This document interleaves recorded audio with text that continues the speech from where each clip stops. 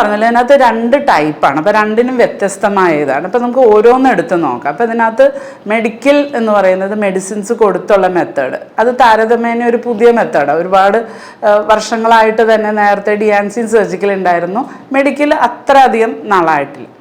അപ്പോൾ അതെടുത്ത് നോക്കിക്കഴിഞ്ഞ് കഴിഞ്ഞാൽ അതിനകത്ത് തന്നെ പല വശങ്ങൾ പിന്നെയുണ്ട്. ഒന്നാമത്തെ കാര്യം എന്താണെന്ന് വെച്ച് കഴിഞ്ഞാൽ പ്രഗ്നൻസിയിൽ ചില ഘട്ടങ്ങളിൽ മാത്രമേ ഇത് വർക്ക് ആവുള്ളൂ. മെഡിക്കൽ എല്ലാം ത്രൂ ഔട്ട് പ്രഗ്നൻസി ഇത് വർക്ക് ആവില്ല. പിന്നെ നമ്മളുടെ നാട്ടിൽ ഇന്ത്യയിൽ ലീഗലായിട്ട് ചെയ്യാവുന്നതിന് ഇതിനൊരു ലിമിറ്റ് ഉണ്ട്. കാരണം അപ് ടു 20 വീക്സ് അല്ലെങ്കിൽ മാക്സിമം എന്തെങ്കിലും മേജർ ഇതുണ്ടെങ്കിൽ 24 വീക്സ്.